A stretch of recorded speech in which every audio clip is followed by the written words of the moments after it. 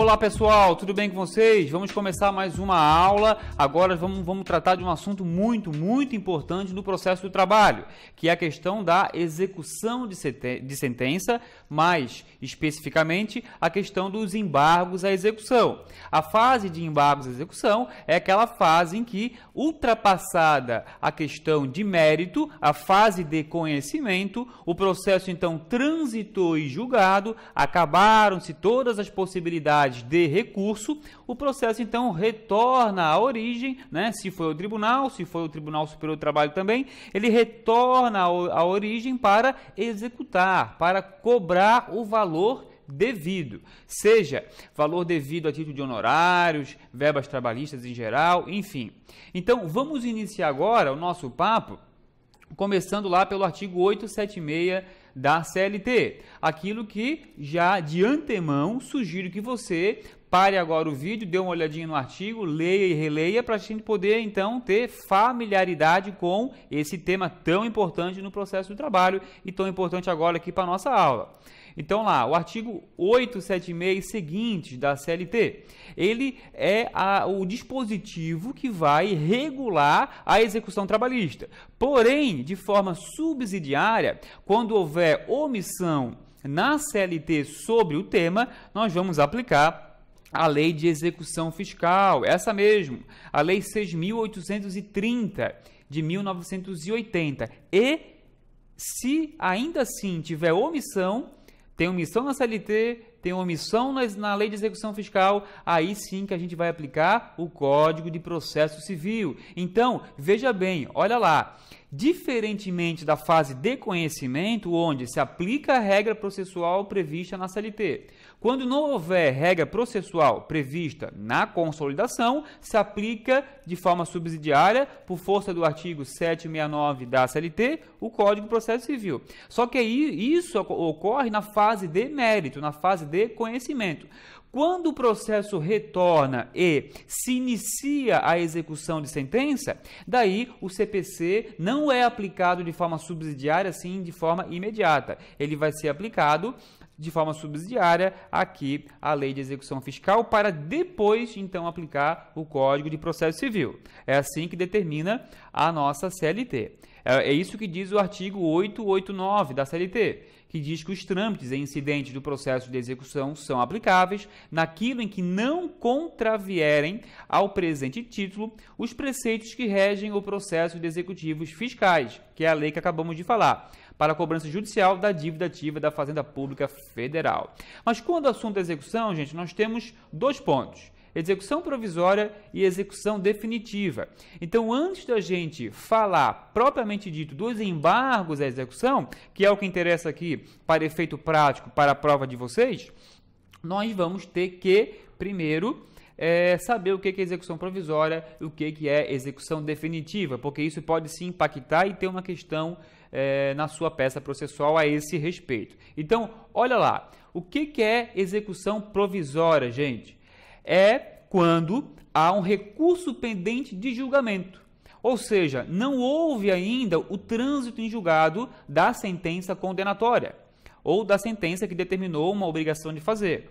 Então, o processo ainda está pendente, seja no Tribunal Regional do Trabalho, seja no Tribunal Superior do Trabalho, e aquilo que não houve, né, objeto de recurso, a parte credora pode executar provisoriamente aquilo que lhe é de direito, tá? Então, considerando que os recursos no processo de trabalho possuem apenas efeito devolutivo, isto é, não tem efeito suspensivo, tá? No processo de trabalho não há efeito suspensivo dos recursos. Então, a execução provisória pode ser instaurada. Só que tem um grande detalhe que você tem que saber isso, e isso tem que ficar impregnado na sua cabeça. Porque a execução provisória, gente, ela só pode ir até a penhora, tá? Só pode ir até a penhora. É o que determina o artigo 899 da nossa CLT. Tá? Os recursos são interpostos por simples petição e terão efeito meramente devolutivo, salvo execuções previstas neste título, permitida a execução provisória até a penhora. O que isso significa, professor? Significa o seguinte, que mesmo estando pendente de recurso, a parte credora pode executar provisoriamente o seu crédito e já pedir com que o juiz penhore bens.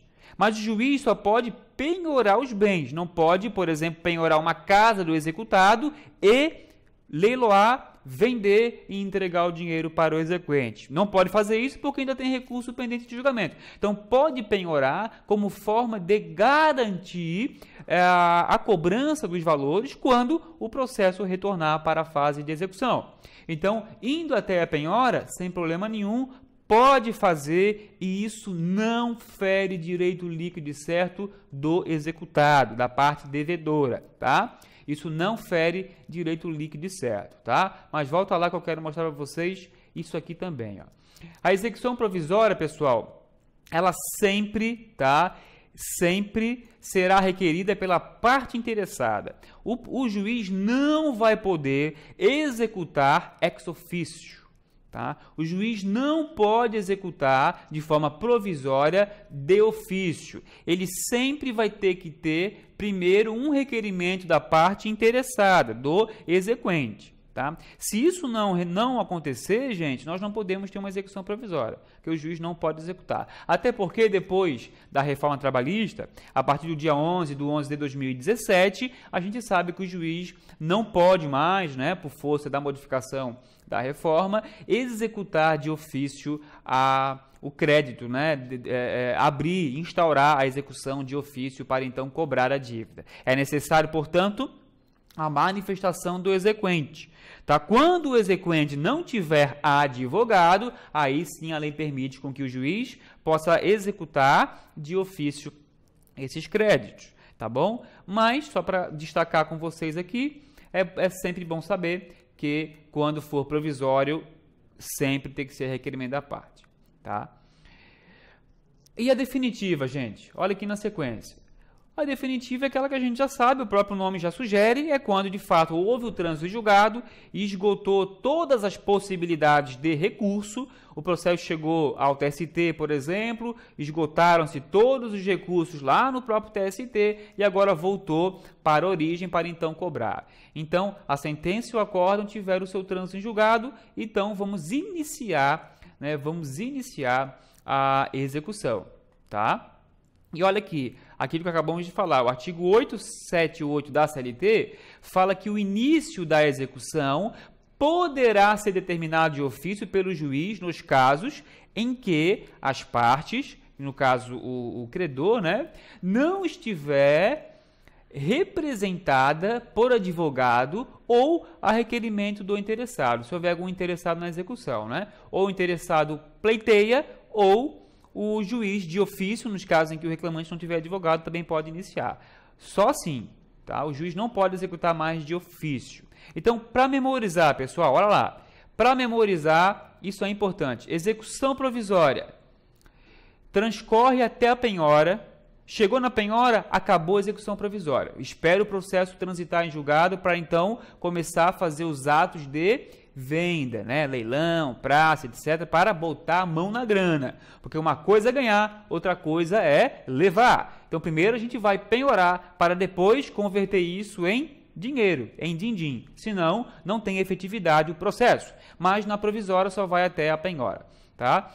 Só são praticados atos de constrição e não atos de venda. Execução definitiva, gente, olha lá. Ela, como a gente já falou, não se limita à penhora. São praticados todos os atos de constrição e expropriação do bem. Tá? Isso na nossa execução definitiva. Então, só um apanhado geral para a gente se situar no assunto execução de sentença trabalhista. Agora, olha aqui na sequência uma linha do tempo muito rápida sobre a execução. Como que funciona? Olha aqui. Primeiro ponto, né? Transitou em julgado, o juiz vai fazer o quê? Ele vai, a requerimento da parte, ele vai determinar a liquidação da sentença. Então, ele vai nomear o quê? Um perito contador para, então, providenciar os cálculos de liquidação, que vai, então, iniciar, de fato, a discussão sobre atualização, juros, né? E assim vai, correção monetária. Então, quando o juiz determinar a liquidação, autorizar a liquidação, ele manda o perito, determina que o perito liquide todos os valores e, após a apresentação do laudo pelo perito, o juiz faz o quê? Ele abre prazo para as partes se manifestarem. Agora, gente, é um prazo de 8 dias. Antes era uma faculdade do juiz. Agora é uma obrigação do juiz abrir esse prazo para as partes se manifestarem dos cálculos apresentados pelo contador. Então, depois que é feito essa manifestação das partes, o processo vai concluso ao juiz para proferir sentença de liquidação. Dessa sentença de liquidação, o juiz vai concordar ou não com as impugnações e vai determinar ou não a retificação do cálculo. Feito isso, estando tudo certo, o juiz vai o quê? Expedir o mandado de citação e penhora, para que o executado pague em 48 horas o valor devido, sob pena de penhora de tantos bens quantos bastem para a satisfação do crédito. Feito isso, o executado poderá o quê? Garantir o juízo ou nomear um bem à penhora. Então, não significa que o executado tem que pagar de forma imediata. Se há ali ocasiões de embargos à execução, como vamos ver hoje no nosso exercício, o executado ele vai ter que, para embargar, garantir a execução, ou seja, depositando o valor devido e informando ao juiz que é apenas uma garantia, ou ele vai poder nomear bens à penhora, bens que de fato possam satisfazer o crédito exequendo, e vai opor embargos à execução no prazo de 5 dias, tá? 5 dias, tá? Ele vai ter que fazer isso. Então, o executado pode apresentar embargos à execução, e o exequente pode apresentar impugnação aos cálculos. Então, desses embargos e dessa impugnação aos cálculos vai sair, portanto, uma sentença definitiva em execução. Essa sentença definitiva em execução cabe o quê? Cabe recurso ao TRT, tá? Que é o nosso agravo de petição, que vai ser objeto de aula específica, tá? Hoje nós vamos até aqui, ó. Vamos até a fase de embargos à execução. Tá certo? Então, vamos seguir e vamos começar agora a falar sobre os nossos embargos, tá? Então, só alguns detalhes, algumas questões importantes sobre embargos que a gente precisa saber, tá? Enfim, os embargos são apresentados pelo executado, acabamos de dizer, tá? Porque o exequente ele vai impugnar, é uma impugnação aos cálculos que ele vai fazer após aquela decisão do juiz sobre a manifestação das partes sobre o laudo que o perito apresentou. Enfim, o artigo 844 da CLT, ele diz, como acabamos de dizer, que garantida a execução a penhorário dos bens, terá o executado 5 dias para apresentar embargos, cabendo igual prazo ao exequente para impugnação. Agora, em relação à matéria, a matéria de defesa ela é bem restrita. Restrita ao quê? Restrita às alegações de cumprimento da decisão ou do acordo, ou, enfim, da quitação ou prescrição da dívida. Então, todas essas matérias aqui poderão ser objeto de embargos à execução. Isso está lá no parágrafo 1º do artigo 884 da nossa CLT. Nos embargos, pessoal, o executado poderá arguir, olha lá, a inexigibilidade do título quando a sentença executada tiver por fundamento lei ou ato normativo declarado inconstitucionais pelo Supremo Tribunal Federal ou em aplicação ou interpretação tidas por incompatíveis com a Constituição. Está lá no parágrafo 5º do mesmo artigo. A interposição dos embargos à execução, ela depende, tá? Depende de garantia do juízo, tá? Porque o prazo de 5 dias que o executado vai ter para embargar, ele começa a ser contado após essa garantia ou após a penhora dos bens. Professor, então significa que quando o executado recebe aquela intimação para pagar em 48 horas, sob pena de penhora, imediatamente ele tem que garantir ou nomear um bem à penhora, ou se ele não tiver, ele pode deixar rolar, esperar o juiz penhorar alguma coisa, e assim que o juiz encontrar alguma coisa, por exemplo, penhorou uma casa dele, aí sim vai começar o prazo para embargos? Também pode ser, tá? Não necessariamente o executado tem que, de forma imediata, arrumar dinheiro em qualquer lugar para garantir ou nomear algum bem em penhora. Se ele não tiver, a execução vai correr. Ele não vai ter como pagar, não vai ter o que nomear. Mas se o juiz penhorar alguma coisa dele, naquele momento, Penhorou, recebeu ali a informação da penhora, começa a contar esse prazo de 5 dias para embargos à execução, tá? Então, os embargos à execução no processo do trabalho se dão dessa forma e eles tramitam no mesmo processo, tá? Aí não há um incidente, não há um novo processo, um novo número. No processo do trabalho é tudo mais simplificado nesse sentido. Então, os embargos à execução terão o mesmo número e correrão numa linha, né? Numa linha cronológica do mesmo processo. Fase de conhecimento, iniciou a execução, embargos e assim vai. Então, é tudo no mesmo processo, seja ele físico ou seja ele eletrônico, né? O nosso PJE. Tá? Agora, vamos para o que interessa. Feito esse contexto inicial necessário para lembrar um pouco sobre execução e sobre embargos, vamos ver como é que fica aqui na sequência uma estrutura, tá? Um exemplo de estrutura de embargos à execução. Tá? Os embargos, em tese, ele possui, aliás, uma estrutura simples, mas a gente precisa ter atenção em alguns pontos. Tá? O nosso começo, de sempre, padrão, excelentíssimo senhor doutor juiz da Vara do Trabalho de, tranquilo, isso você já sabe, já está entrando no ritmo, né? Sempre ter em mente esse inicial, porque vale ponto, não vamos perder ponto na prova por conta do endereçamento, né? Vamos prestar atenção e ficar com essa musiquinha na cabeça, né? Excelentíssimo senhor doutor juiz da Vara do Trabalho de, tá? Embargante, embargado, número do processo. Professor, coloca aqui alguma coisa? Só se a sua prova apresentar. Aqui apenas o esqueleto da sua prova de embargos e execução, tá? Nome do embargante, já qualificado nos autos em epígrafe, não se preocupa com a qualificação, porque o processo já está na execução. E se já está na execução, você não precisa se preocupar com a qualificação, porque a qualificação já está nos autos. Então, você vai colocar já qualificado nos autos em epígrafe, em que contende com nome do embargado, também qualificado, na mesma lógica, vem respeitosamente perante Vossa Excelência, através do seu advogado adiante assinado, com fulcro no artigo 884 da CLT, tá? Apresentar embargos à execução, pelas razões de fato e de direito a seguir expostas, tá? Então, veja, esse é o esqueleto padrão que você vai seguir em qualquer caso que houver embargos à execução. Houve embargos à execução? É esse o modelo. Então, perceba que a lógica da estrutura da sua prova não muda, pelo menos essa questão do endereçamento, da identificação das partes, a qualificação, né?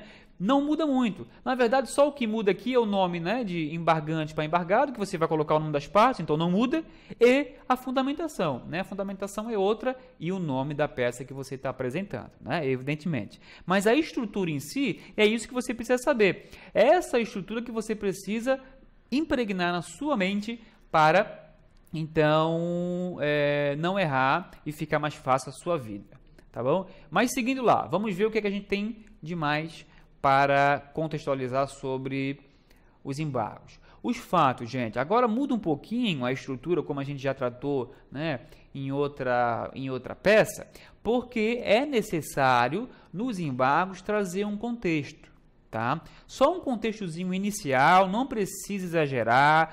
Em geral, o avaliador não dá muita bola para isso, mas a cara da sua petição melhora, tá? Então, fatos. Proferida a sentença condenatória transitada em julgado, foi iniciada a fase de liquidação. O senhor perito calculista foi intimado para elaborar a conta, o qual foi homologado pelo juiz. Expedido o mandado de citação, o executado nomeou bens à penhora, garantindo o juízo. Ponto. Ou seja, já pode embargar. No prazo legal, apresenta os presentes embargos com o objetivo de impugnar os cálculos homologados. Ok, tranquilinho, isso é fácil, você consegue fazer com total tranquilidade esse contexto fático nos seus embargos à execução. Mas quais são, então, os requisitos específicos? Quando a gente lida, pessoal, quando a gente lida com embargos à execução, nós temos requisitos específicos a serem observados. E a gente precisa, então, se atentar. Então, quais são eles? São 3, tá? Por isso tem a letra A, B e C, tá? Daqui no seu modelinho. Qual que é o primeiro requisito específico? Professor, posso escrever requisito específico na prova? Pode, tá? Você vai fazer assim, ó, igual como está aqui. endereçamento, qualificação, a peça, os fatos e 2, requisitos específicos. Não tem problema nenhum, é recomendável que você identifique assim para o seu avaliador já passar o olho e verificar que você está atento aos requisitos dos embargos de execução. Tá? Letra A garantia integral da execução, tá? Nos termos do artigo 880 da CLT. É preciso, então, que o embargante demonstre que nomeou bens à penhora ou teve os bens ou teve algum bem penhorado, ou nomeou para garantia ou teve algum bem penhorado. Então identifica isso e coloca como requisito específico. B, tempestividade.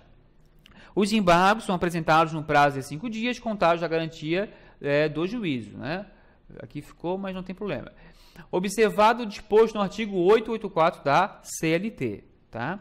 Letra C, custas. Custas no valor de R$ 44,26. Professor, por que você colocou esse valor específico nesse tópico que é só o modelo? Porque o artigo 789A, inciso 5 da CLT, estipula que as custas na execução para embargos à execução são de R$ 44,26, tá bom? E eles serão recolhidos ao final pelo executado, ok? Requisito específico superado, vamos partir para quê? Para o mérito. Então, nós temos o quê? Tá? Nós temos o endereçamento, a qualificação das partes, a fundamentação dos seus embargos à execução, temos a questão fática inicial, temos os requisitos específicos e 5, nós temos o mérito, tá? O mérito para trabalhar na nossa peça de embargos. Então, aqui você vai trazer o contexto, né, e a fundamentação das suas teses. E, por fim, os requerimentos finais, que nós vamos ver como que eles ficam, tanto mérito quanto requerimentos finais, aqui no nosso caso prático, na nossa situação problema. Vamos começar? Vamos lê-la? Então, vamos lá. Rômulo Delgado da Silva, brasileiro viúvo empresário, portador da identidade número tal, CPF número tal, residente domiciliado na Avenida Braz Montes, Casa 72, Boa Vista, Roraima, CEP tal. Em entrevista com seu advogado, ele declarou que foi sócio da pessoa jurídica Delgado Jornais e Revista Limitada, tendo se retirado há 2 anos, olha lá, isso é importante, tendo se retirado há 2 anos e 8 meses da empresa. Então ele foi sócio e se retirou já há 2 anos e 8 meses. Que foi surpreendido com a visita de um oficial de justiça na sua residência, que da primeira vez o citou para pagamento de uma dívida trabalhista de R$ 150 mil, oriundo da 2ª Vara do Trabalho de Roraima, tá? No processo número tal. Então já temos essas informações aqui. E, em seguida, 48 horas depois, que é o prazo ali para pagamento, ele retornou e penhorou, olha lá, ele penhorou o imóvel em que ele reside, avaliando pelo valor de mercado de R$ 180 mil. Então, já houve uma penhora de R$ 180 mil e o valor da dívida é 150. Então, nós já temos um juízo garantido, tá? Porque houve penhora. E continua lá. Que tem apenas esse imóvel, olha lá, objeto único, no qual reside com a sua filha. Olha que informação preciosa. Já que ele é viúvo. Que o oficial de justiça informou que há uma execução movida pela empregada Sônia Cristina de Almeida contra a empresa, que, por não ter adimplido a dívida, gerou o direcionamento da execução contra os sócios, que as contas homologadas, sem que a parte contrária tivesse vista, foi verificado que a correção monetária foi calculada considerando o mês da prestação de serviço. Olha lá, vamos sublinhar aqui para a gente ver depois. Ainda que a sentença fosse omissa a respeito, que, ao retornar para penhorar o imóvel, o oficial informou que a dívida havia aumentado em 10%, porque o juiz aplicou a multa do artigo 475J do CPC. Mais uma informação importante. Diante do que foi exposto, elabore a medida judicial adequada para a defesa dos interesses do entrevistado, sem criar dados ou fatos não informados. Tá certo? Então, temos aqui as informações. Nós temos aqui um caso em que um ex-sócio da empresa tomou conhecimento da execução trabalhista 2 anos e 8 meses depois que ele saiu da empresa, não tomou conhecimento da fase do processo lá de contestação, de recurso, enfim, transitou em julgado, iniciou a execução, agora ele foi citado para pagar, tá? Porque o juiz direcionou a execução contra ele, a pessoa física, porque ele é um ex-sócio da empresa. Então vamos ver o que a gente pode trabalhar sobre os temas, tá? Você já deve estar aí pensando o que a gente pode falar, eu sei disso que você estudou, mas vamos trabalhar aqui na prática como que fica. Primeiro, vamos preparar a nossa peça, sabendo para onde vamos endereçá-la. Vamos também, olha lá, vamos também saber, né, endereçamento, a qualificação das partes, os fatos, os requisitos específicos, o mérito, requerimentos finais e finalizar a nossa peça. Vamos começar? Então, segue lá, olha que bonito. Excelentíssimo senhor doutor juiz da Segunda Vara do Trabalho de Roraima. Só vamos colocar isso. Só Roraima, professor? Só, porque o seu enunciado só trouxe isso. Então, coloque aquilo que o enunciado apresentar. Não coloque barra mais nada. Então, você já garantiu aqui pontinho na sua prova. Identifica as partes. Embargante, que é o Rômulo, seu cliente. Embargada, a Sônia, que é a autora, a credora. Tá? E o número do processo, porque a prova, o enunciado trouxe o número do processo. Então vamos lá, Rômulo Delgado traz a qualificação completa dele. Primeiro por quê? Vamos apresentar a qualificação completa porque primeiro a prova trouxe isso. Segundo, é o primeiro contato dele no processo. Se é o primeiro contato dele no processo, nós temos que qualificá-lo de forma completa. Professor, eu posso colocar Rômulo Delgado Silva, qualificação, endereço completo, como o professor já ensinou algumas vezes? Não, agora não pode, porque a prova trouxe a qualificação. Só coloque essa frasezinha pronta, qualificação, endereço completo, quando a prova não trouxer as informações. Então, você vai copiar toda a qualificação completinha do Rômulo e vai dizer em que contende com Sônia Cristina de Almeida, já qualificada, essa sim já está qualificada, tá? Vem respeitosamente perante Vossa Excelência, através do seu advogado adiante assinado, com fulcro no artigo 884 da CLT, apresentar embargos à execução pelas razões de fato e de direito a seguir expostas. Qual que é o nosso primeiro tópico dos embargos? O fato. Então, o fato vai vir de onde? Do enunciado. Copie e transcreva, né? Olhe ali e transcreva para a sua prova as informações do enunciado, dizendo: o embargante foi sócio da empresa tal, tendo se retirado há 2 anos e 8 meses da empresa. Ocorre que o embargante foi surpreendido com a citação para pagamento de uma dívida trabalhista de R$150 mil e pela penhora que sofreu no seu único imóvel, onde também reside com a sua filha. Informações importantes. Nas contas homologadas, sem que a parte contrária tivesse vista, foi verificado que a correção monetária foi calculada considerando o mês da prestação de serviço, ainda que a sentença fosse omissa a respeito. Por fim, destaca-se que o juiz aplicou a multa do artigo 475J do Código de Processo Civil. Tá? Então, seguindo, questão fática, vamos para os requisitos específicos, para a gente saber se de fato, para o avaliador saber, aliás, se de fato nós cumprimos esses requisitos. Letra a garantia integral do juízo. 2 pontos. O embargante garantiu integralmente o juízo, pois seu imóvel foi penhorado, nos termos do artigo 880 da CLT. Ok, fechou, manda bala, passa para o B. O B, né, padrão, tempestividade. Os embargos são apresentados no prazo de 5 dias contados da penhora, observado o disposto no artigo 884 da CLT. E C, também padrão, as custas no valor de R$ 44,26. Então, sugestão, pessoal, no artigo 880, faça remissão ao artigo 840. No artigo 884. No artigo 884, faça remissão ao 880. E nesses dois, faça remissão ao artigo 789A, inciso 5 da CLT e vice-versa. Faça remissão no outro para você ter tudo unido, né? Destaque, provavelmente o seu código já tem essa remissão, mas faça e destaque essas remissões para você saber o que contextualizar nesses requisitos tão importantes, tá? Vamos para o mérito. Vamos lá, olha como é que fica. Primeiro item. Impossibilidade da execução do sócio retirante. Pessoal, o sócio que sai da sociedade e depois é responsabilizado por dívidas trabalhistas é chamado à execução.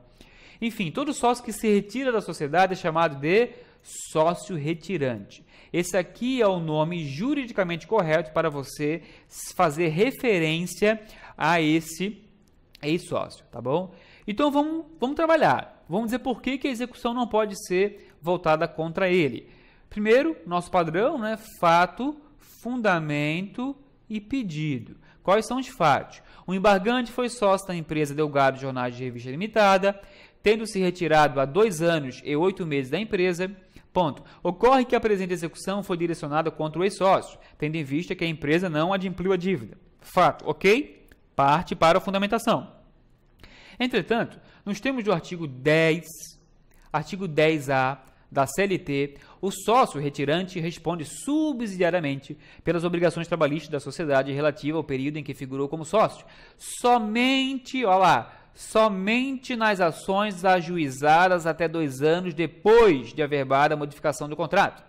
No mesmo sentido, é o artigo 1003, parágrafo único do Código Civil. Assim, considerando que o embargante se retirou da sociedade há 2 anos e 8 meses, não poderá ser responsabilizado. Ponto. Fundamentou? Parte para o pedido. Diante do exposto, requer a exclusão do embargante do polo passivo da presente execução. É só isso, professor? Só, tá? Fato, fundamento, pedido. Preencheu, cumpriu, passa para a próxima. Temos mais? Temos sim, olha lá. O item 2. Se o juiz não entender, né, por não direcionar a execução contra esse sócio retirante, que pelo menos o juiz entenda que o bem penhorado é um bem de família. Tá? Então, faz esse contexto fático, diz que o bem penhorado é de família e parte para o fundamento dizendo que esse é o mais fácil, né? Nos termos do artigo 1º da Lei 8.009 de 90, o imóvel residencial próprio do casal ou da entidade familiar, que é o caso, é impenhorável e não responderá por qualquer tipo de dívida. Qualquer tipo de dívida, comercial, fiscal, previdenciária e outra natureza. Olha lá, aqui está a nossa trabalhista, tá? Incluindo a trabalhista. Assim, o referido imóvel não poderá ser penhorado. Fundamentou. É só isso que precisa, é só isso que a OAB vai cobrar de você na sua prova da ordem, tá? Fundamentou no artigo 1º da Lei 8.009, acabou, faz o pedido. Diante do exposto, requer essa liberação do bem, levantando a penhora realizada por ser bem de família e, portanto, não ser passível de penhora. Tá? Cumpriu, ok, parte para a próxima. Temos mais informações lá no enunciado? Temos. Quais são? Não podemos deixar passar. Olha lá, na nossa terceira tese de mérito é a questão da correção monetária. Por quê, gente? O embargante observou que nas contas homologadas a correção monetária foi calculada considerando o mês da prestação de serviços, ainda que a sentença fosse omissa a respeito. Então está errado. Faz o contexto fático igualzinho no enunciado e parte para a fundamentação. Dizendo, a correção monetária deveria ser calculada pelo índice do mês seguinte. Olha lá. Do mês seguinte ao da prestação de serviços e não do mês da prestação de serviço. Tem que ser o mês seguinte da prestação que começa, então, incidir a correção monetária, conforme o quê? Conforme dispõe a súmula 381 do TST, que ela diz que o pagamento dos salários até o 5º dia útil do mês subsequente ao vencido não está sujeito à correção monetária. Se essa data limite for ultrapassada, incidirá o índice da correção monetária do mês subsequente ao da prestação de serviços, ou seja, a partir do 1º dia, tá? Então, fundamentou. É só isso que você precisa para dizer que a correção monetária foi aplicada de forma equivocada. Então, fundamentou, parte para o pedido. Diante do exposto, requer a correção monetária seja calculada pelo índice do mês subsequente, no mês seguinte ao da prestação de serviços. Tá certo? Matamos mais um pedido. É só isso. É papum, rápido, deu o recado, fundamentou, supriu, ganhou pontinho. Tem mais coisa? Tem. Olha lá, a multa do artigo 475J do CPC, porque o juiz aplicou errado. Tá? Então, essa multa prevista no Código de Processo Civil, tá? Ela foi aplicada de forma equivocada, porque ela aumentou em 10% a dívida desse executado. Então, por que está errado? Porque essa multa do CPC, tá? Essa multa do CPC, até depois aqui temos que dar uma olhada, porque com o novo CPC mudou o número do artigo. Então, não é o 475J, tá? Mas o que importa é que você sabe dessa multa aqui. Depois é fácil de saber qual que é o novo artigo. Não tem problema nenhum. Então, com o novo CPC, é indevido, tá? No processo de trabalho, essa multa, tá? Por mais que permaneceu isso no novo Código de Processo Civil. Por quê? No processo de trabalho, existe regra própria, que é a regra do artigo 880 da CLT, o qual não prevê essa penalidade. O que o artigo 880 da CLT prevê é que o juiz pode penhorar tantos bens ele quiser para, então, alcançar o valor que está sendo executado. Mas o dispositivo, no processo de trabalho, não fala nada a respeito de multa, tá? Muito menos permitindo essa aplicação prevista no Código de Processo Civil, dessa multa de 10%.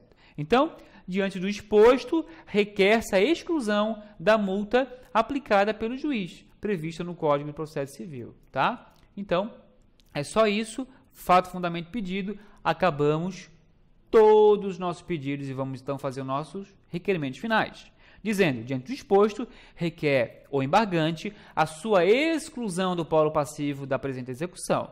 Caso não seja o caso, sucessivamente, requer a liberação do bem penhorado, levantando a penhora realizada por ser bem de família, e também que a correção monetária seja calculada pelo índice do mês seguinte da prestação de serviço, bem como a exclusão da multa aplicada com base no Código de Processo Civil na conta liquidada. Temos em que pede deferimento, local e data, advogado, OAB, número e nunca, jamais coloque seu nome, nunca, jamais identifique seu estado, número de OAB, muito menos o seu nome, como eu acabei de falar. Tá bom? Então, volte na aula, pegue o seu material, repita, escreva para memorizar, memorize, treine o seu cérebro memorizando o esqueleto das suas provas.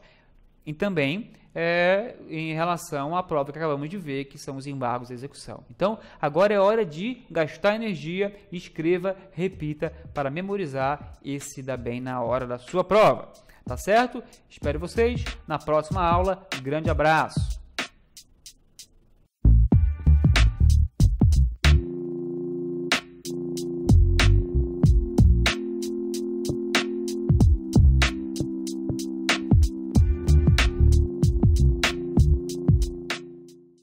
Ei, meu amigo, ei, minha amiga, não sai daí não, acabou a aula, mas você precisa voltar a exercitar. Pegue lá o nosso exercício, pegue as nossas apostilas e vamos escrever. Pegue papel e caneta agora e escreva. Escreva até a sua mão calejar, porque você precisa exercitar, tá certo? Conto com o seu compromisso. Grande abraço e até as nossas aulas. Valeu!